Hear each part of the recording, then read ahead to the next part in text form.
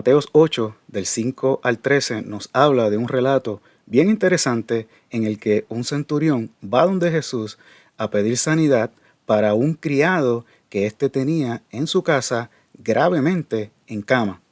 Pero este criado de este centurión, ¿verdaderamente era un criado o era su pareja homosexual? Pudiera ser que los escritores del Nuevo Testamento, sabiendo que este criado realmente era la pareja homosexual del centurión, hicieron todo lo posible en el texto bíblico para esconder esa gran realidad. Si quieres saber quién verdaderamente era este criado del centurión, quédate con nosotros.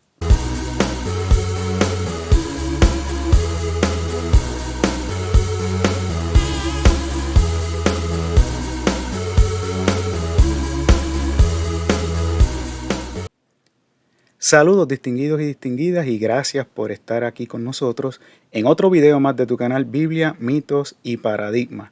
Bueno, hoy vamos a estar dialogando sobre el centurión, ¿verdad? Ese famoso centurión que va donde Jesús a pedir sanidad por un criado que él tiene en su casa que está gravemente encamado, ¿verdad?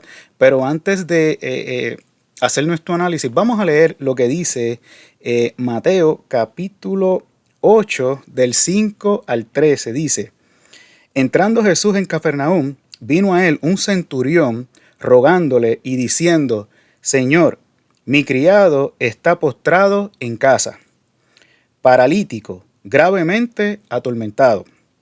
Y Jesús le dijo: yo iré y le sanaré. Respondió el centurión y dijo: Señor, no soy digno de que entres bajo mi techo, solamente di la palabra y mi criado sanará. Porque también yo soy hombre bajo autoridad y tengo bajo mis órdenes soldados, y digo a este: ve y va, y digo al otro: ven y viene, y a mi siervo: haz esto, y lo hace. Al oír esto, Jesús se maravilló y dijo a los que le seguían: de cierto os digo que ni aun en Israel he hallado tanta fe. Y os digo que vendrán muchos del oriente y del occidente y se sentarán con Abraham e Isaac y Jacob en el reino de los cielos, mas los hijos del reino serán echados a las tinieblas de afuera. Allí será el lloro y el crujir de dientes. Entonces Jesús dijo al centurión: ve, y como creíste, te sea hecho. Y su criado fue sanado en aquella misma hora. Bueno, este es el pasaje en sí, haciendo la salvedad, ¿verdad? Que este mismo pasaje está también relatado en Marcos y está relatado en Juan. ¿Okay? Está relatado en Mateo, Marcos y Juan. Ahora bien, yo recuerdo que hace aproximadamente unos 10 años, no sé, quizás 10, 11, 12 años atrás, cuando yo comencé mis estudios académicos, bíblicos y teológicos, este fue un pasaje de los primeros que usaron mis profesores de interpretación bíblica, con el cual entiendo le despertaron, ¿verdad?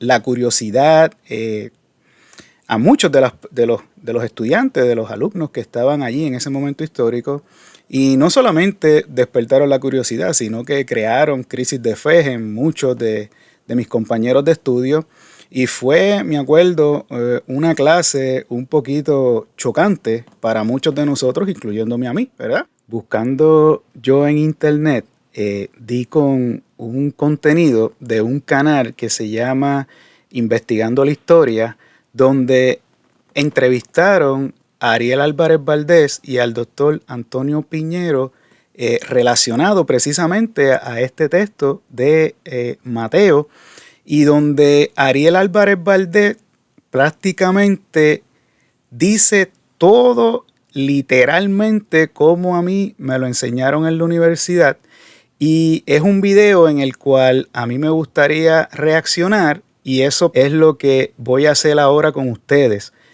Voy a poner y voy a compartir con ustedes ese contenido. Y mientras el doctor Álvarez Valdés va hablando, yo voy a ir interviniendo y voy a hacer unos comentarios. Pero posterior al video, voy a enseñarles a ustedes unos textos bíblicos, tanto en español como en griego, para que ustedes vean también que esos textos pueden tener otra interpretación. Y vuelvo y les repito, hago la salvedad, el contenido que voy a compartir con ustedes no es mío, es del canal Investigando la Historia. Los exhorto que pasen por allá para que vean la entrevista completa, porque yo nada más voy a poner un extracto, voy a coger un cantito nada más, que es la parte donde Ariel hace su exposición o parte de su exposición, porque tampoco es que voy a poner todo lo que dice Ariel. Usted puede pasar nuevamente, como le digo, puede pasar por ese canal y verlo, ver el contenido. Yo quise poner lo de Ariel porque lo que Ariel dice fue exactamente como a mí me lo enseñaron. Y me parece curioso que después de 10 años o 11 años todavía un académico del calibre de Ariel siga entendiendo o siga creyendo en esa interpretación. Y entonces yo voy a compartir y voy a hacer una reacción a lo que Ariel dice, voy a hacer unos comentarios y posterior al video le exhorto que se quede conmigo porque también le voy a compartir textos bíblicos en español y en griego junto a otra información que me parece que es relevante. Así que no te vayas, quédate conmigo.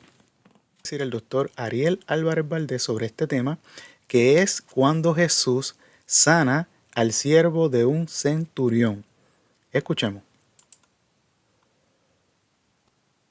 La tercera versión, que es la de Juan, que a Juan seguramente le ha llegado por otro lado la versión, porque según los especialistas no conocen.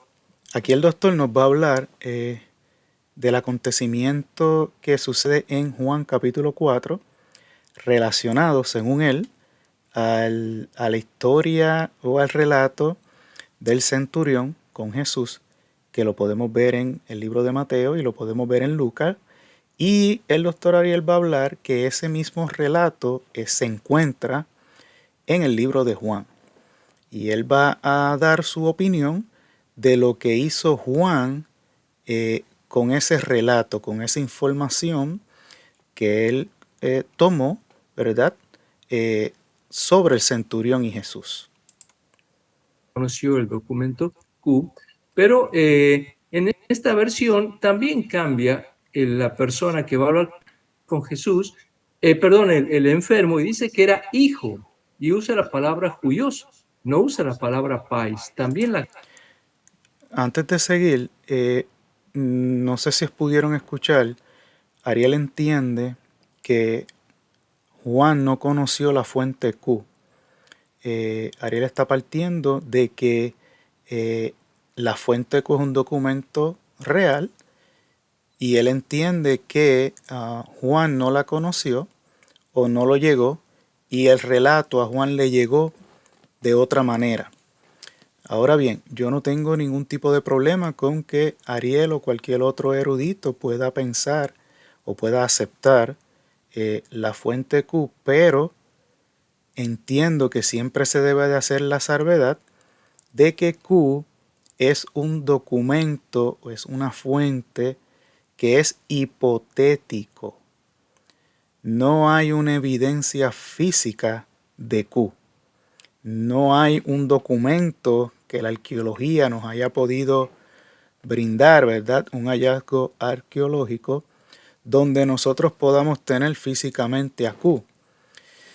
Entonces me parece que en ocasiones se usan dos varas porque, por dar un ejemplo bien sencillo, muchas personas que no creen en los acontecimientos, por ejemplo, del Antiguo Testamento, pudiéramos decir el Éxodo o cualquiera de estos acontecimientos, inclusive el reinado de David, Salomón, cualquiera de estos tipos de relatos, una de las cosas que te van a decir o la mayor fortaleza de su argumento es que no hay evidencia arqueológica de que el Éxodo existió. Y así mismo te lo pueden decir, te lo dicen. No hay evidencia arqueológica de que tal o tal cosa sucedió. Y no hay problema con eso, no hay problema. Ahora, si no hay problema cuando se dice que como no hay evidencia, el éxodo no existió, pues me parece que pudiéramos aplicarle lo mismo a la fuente Q, porque no hay una evidencia de que Q es real o fue real. Hay una hipótesis, hay una creencia, pero eso no significa que es real, que es 100% fidedigna, y no significa que yo voy a hablar como si ese documento sí existió y que los autores del Nuevo Testamento, como también Juan, la utilizaron o no la utilizaron. Yo creo o me parece que deberíamos decir la probabilidad de haber usado Q, ¿verdad? No sé si me explico, pero entiendo que en muchas ocasiones usted va a ver a Ariel, y no solo Ariel, hay otros eruditos que hablan igual, que ellos dan por cierto muchas cosas relacionadas, ¿verdad? O que tienen que ver con el Nuevo Testamento, y en este caso Q también se hace con muchos de los puntos, los argumentos del Jesús histórico, que muchas veces se dan como si esos pensamientos o esos argumentos o esas creencias son 100% verificables, y la realidad es que no lo son. Pero vamos a seguir escuchando al doctor Ariel Álvarez Valdés. A cambio. Ahora, Juan sabe que no puede poner un hijo porque los centuriones no podían tener hijos. Y entonces, ¿qué es lo que hace? Cambia el funcionario y dice que era un empleado de Herodes Antipas. No dice que era un centurión para poder poner un hijo, que era el problema que no tenía. Ahora, Ok, recuerde que partimos de la premisa que Ariel entiende que lo que se está relatando en Juan capítulo 4 es el mismo relato de Mateo y de Lucas, que los dos hablan del centurión. Ahora bien, aquí la problemática es que en Mateo y Lucas, ese centurión, ¿verdad?, que dice que tiene un criado, y aquí se dice que tiene un hijo, la palabra que se usa para traducir en algunos casos hijo y en otros criado es pais. Pero Ariel sostiene que pais es una palabra que significa el amante de un hombre, y en este caso el amante del centurión, porque aquí lo que se está tratando de hacer es decir que el centurión tenía un amante, y el centurión fue a donde Jesús para pedir sanidad por ese amante. Y la palabra que se usó fue pais, y como era una palabra, podríamos decir, escandalosa, en este texto de Juan, Juan tiene que cambiar la palabra pais para no ser tan escandaloso, pero como esa palabra pais él la cambia por una palabra que se traduce como hijo, pues entonces Ariel sostiene que él también tiene que cambiar al personaje, podríamos decir, principal o secundario, que es el centurión, y tiene que poner que es un funcionario real. Entonces aquí Ariel, ¿verdad?, lo pone en un cuadrito rojo y dice que es un funcionario real. ¿Por qué? Porque como Juan cambió aquí esta palabra, ¿verdad?, pais, y puso otra palabra griega que significa hijo, Ariel va a hablar de eso, pues como un centurión no podía tener hijos, pues él tiene que cambiar ese centurión y poner un funcionario. Ahora bien, a mí me gustaría que Ariel pudiera ofrecernos la evidencia o la fuente de donde él saca que un centurión romano o los centuriones romanos o los soldados romanos, ninguno tuvo hijo. Porque decir que a los centuriones romanos o a los soldados romanos se les tenía prohibido que ellos se casaran, decir eso es una cosa, y decir que todos los soldados romanos y todos los centuriones siguieron al pie de la letra esa ley.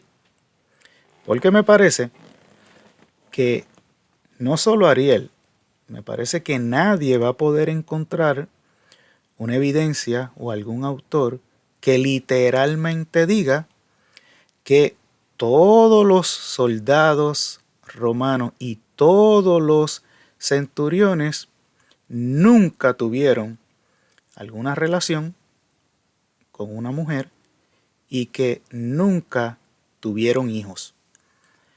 Porque la realidad es que hay muchos historiadores, que espero poderlos citar más adelante. Quise hacer un alto para mostrarles a ustedes la evidencia de que hay autores que han escrito referente a que los soldados romanos y los centuriones en tiempos de Jesús pudieron haber tenido pareja, entiéndase, una compañera, ¿verdad? Sentimental, y también pudieron haber tenido hijos.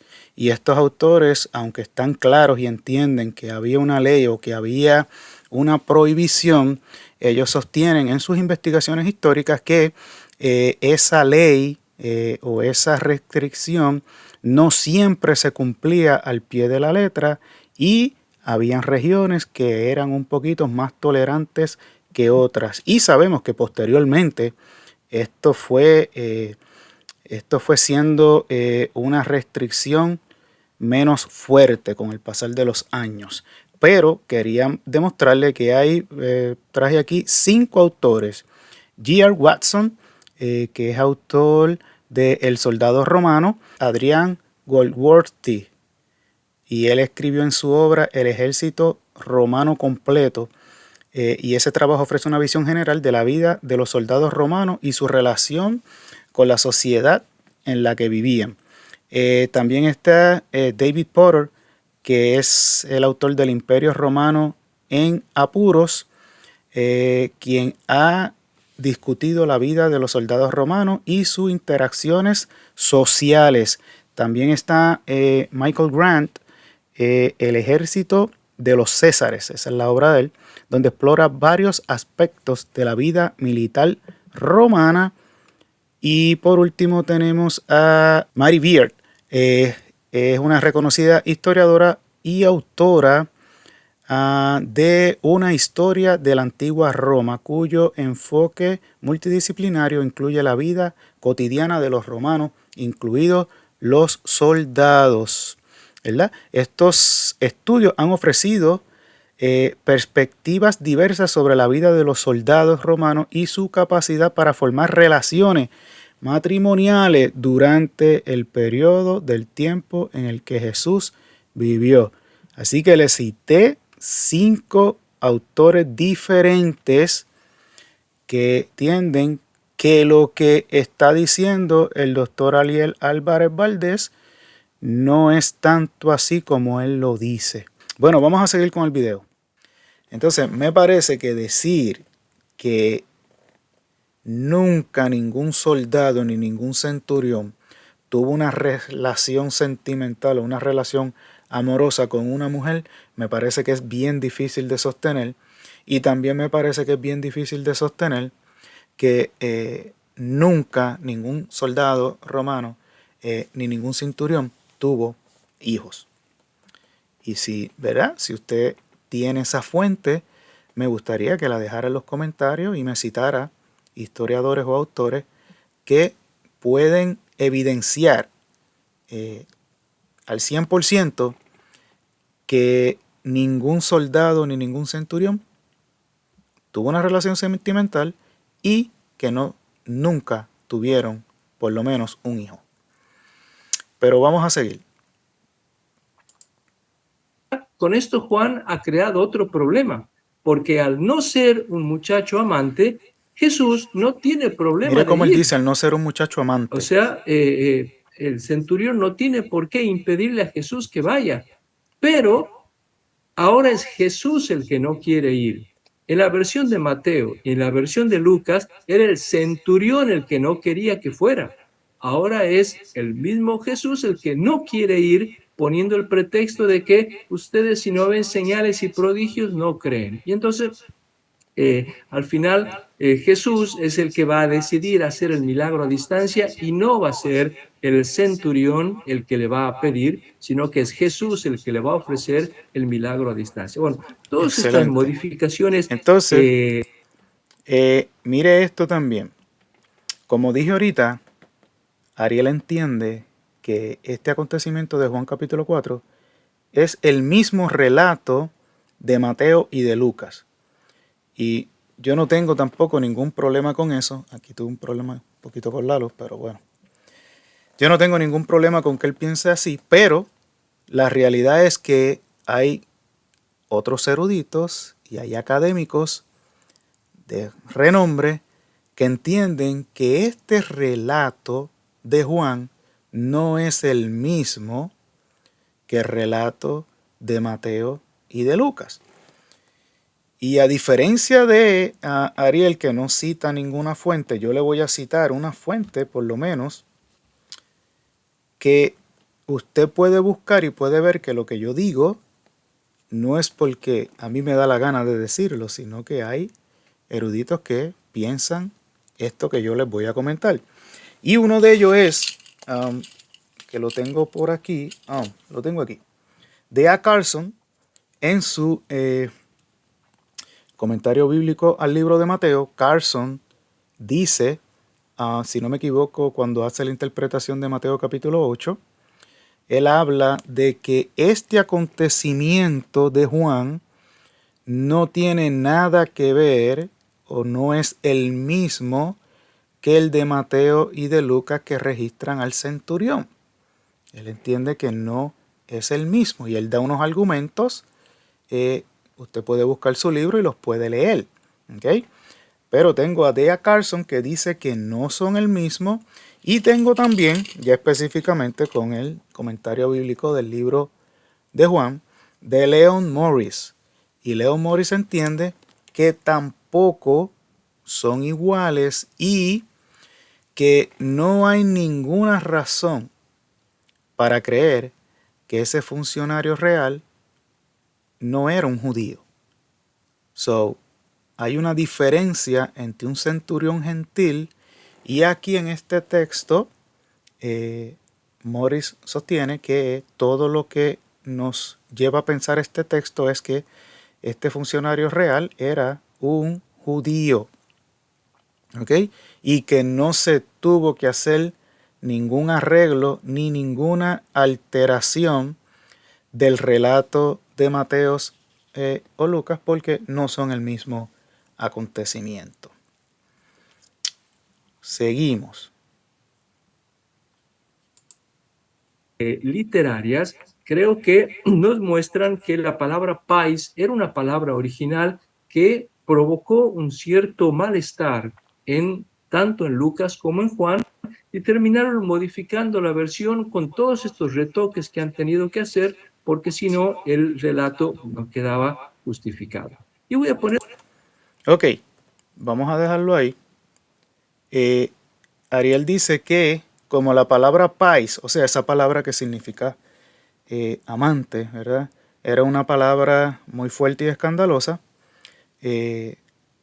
Juan tuvo que darle unos retoques para no poner esa palabra. Entonces, como en Mateo y en Lucas ya esa palabra ocasionaba incomodidad, tuvo que ir poco a poco esa palabra evolucionando. Tuvieron los autores bíblicos que ver cómo bregaban con esa palabra. Y entonces Juan, al darse cuenta del problema, cambia totalmente la palabra pais y pone la palabra huios, ¿verdad? Huios, que significa hijos. So, vamos a dejarlo hasta ahí. Ahora quiero compartir con ustedes en el libro de Juan, capítulo 4, versículo 46 y 51, que fueron los mismos versículos que tocó el doctor Ariel Álvarez Valdés. Y si leemos el versículo 46, dice: entonces vino otra vez a Caná de Galilea, donde había convertido el agua en vino, y había allí cierto oficial del rey, cuyo hijo estaba enfermo en Capernaum.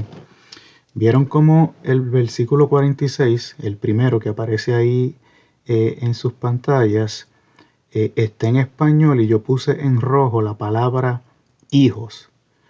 Y abajo va a usted ver el versículo 46 en griego y puse la palabra hijos, huios, en rojo, para que usted vea que en el libro de Juan la palabra que se usa en griego es huios, huios, como muy bien dijo el doctor Ariel. Pero si usted ve el versículo 51, que dice: cuando ya él descendía, sus siervos salieron a recibirle y le dieron nuevas diciendo: tu hijo vive. Pero cuando nosotros vamos a ese mismo versículo en el griego, usted va a ver que la palabra que usa Juan para decir hijos es pais. Y yo se la puse ahí en rojo para que usted vea que la misma palabra que Ariel dice que se usa para describir al amante o a la pareja homosexual, en este caso del centurión, es la misma palabra que Juan está utilizando en boca de los sirvientes o de los siervos del centurión para decir hijo. ¿Qué quiero decir con esto? Que en el libro de Juan nosotros vamos a ver cómo el mismo autor, cómo el mismo Juan usa la palabra hijos o el término para, podemos decir, para describir o para hablar de un hijo. Vemos cómo Juan puede utilizar dos palabras. Utiliza huios en el versículo 46 y también utiliza pais en el versículo 51. ¿Y qué significa esto? Que para Juan, tanto pais como huios significan lo mismo. Las puedes usar para hablar de un hijo. Y no es como entonces dice el doctor Ariel, que esa palabra significa el amante o la pareja sexual de un hombre, ¿verdad?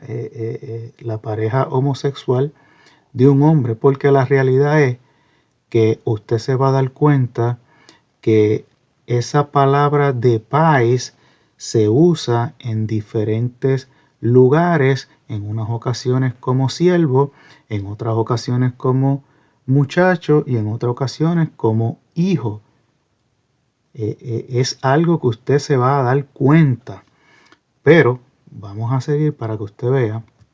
Puede ver ahí a mano izquierda de sus pantallas que puse el texto en español de Mateo 12, 18, que dice: he aquí mi siervo, a quien he escogido, mi amado, en quien se agrada mi alma.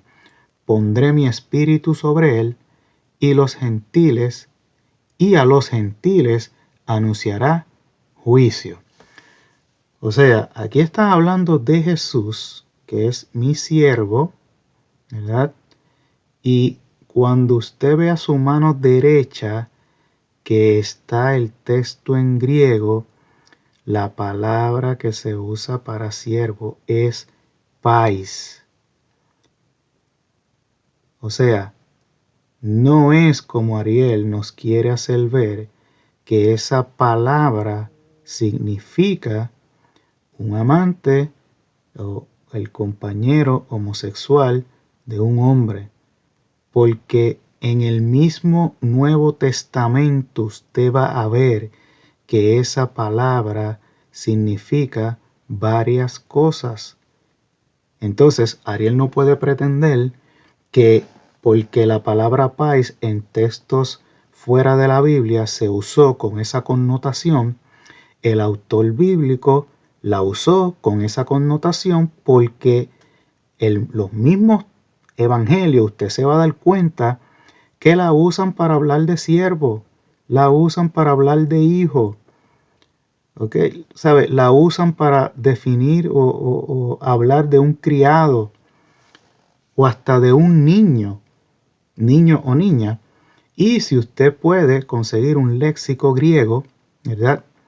Como el BIDAC, que es uno de los léxicos griegos más, ¿verdad?, más importantes o de mayor prestigio a nivel mundial prácticamente, pudiéramos decir, usted se va a dar cuenta que ese léxico en ningún momento va a decir que pais se usó en el Nuevo Testamento como eh, un amante o como la pareja homosexual de un hombre, porque ese léxico jamás menciona que pais se usó con ese significado. Pero yo voy a seguir con usted, le voy a poner otro texto. Usted va a ver Mateo, capítulo 14, versículo 2. Se lo pongo ahí, déjeme ponerlo más grande. Entonces tenemos en Mateo capítulo 14, versículo 10, dice, y dijo a sus criados, este es Juan el Bautista. Este es Herodes hablando en el versículo 1. Usted lo puede ver, este es Herodes hablando. Y dijo a sus criados, este es Juan el Bautista, ha resucitado de los muertos y por eso actúan en él estos poderes. Y si usted ve abajo, puse el texto también en griego y puse en rojo la palabra que se usa para referirse a criados y es paisin, criados.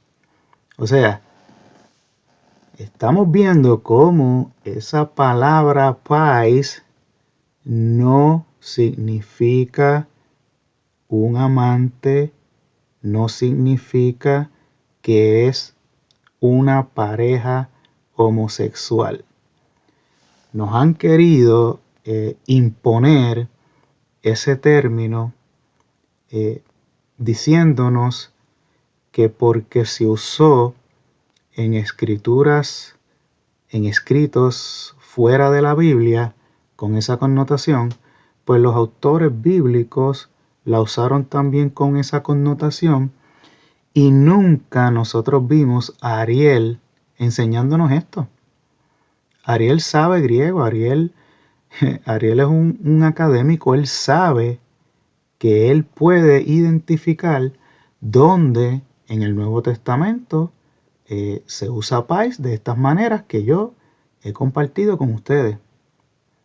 Así que me parece, ¿verdad? Y yo nada más he escogido unos cuantos textos bíblicos, pero hay varios textos bíblicos en el Nuevo Testamento y usted se va a dar cuenta que en ningún momento, en ninguna parte del Nuevo Testamento, pais significa otra cosa que no sea criado, que no sea sirviente, que no sea hijo o que no sea hija. Eso no existe, hermano. A modo de conclusión quisiera decir lo siguiente. Este versículo bíblico de Jesús sanando al criado de un centurión ha sido interpretado de diferentes maneras, pero me parece que nunca el autor bíblico quiso decir que este criado fue la pareja homosexual del centurión, sino que a través de las épocas se han desarrollado diferentes corrientes de interpretación que influenciada por el posmodernismo, la ilustración y la teología liberal llegaron a la conclusión de que pais es una palabra que es usada o fue usada en el texto para identificar a la pareja homosexual del centurión. Creo haber podido demostrar que textualmente o en el texto griego, esa palabra, pais, los autores bíblicos la utilizaron de diferente manera. Además, no he encontrado ningún léxico griego que sostenga que la palabra pais fue usada en el Nuevo Testamento de esa manera. O sea, de la manera que el doctor Ariel Álvarez Valdés entiende que fue utilizada. ¿Y tú? ¿Qué crees que pasó o qué crees que es la interpretación correcta de ese texto de Jesús y el centurión? Déjame tu comentario y gracias por estar con nosotros en otro video más de Biblia, mitos y paradigmas.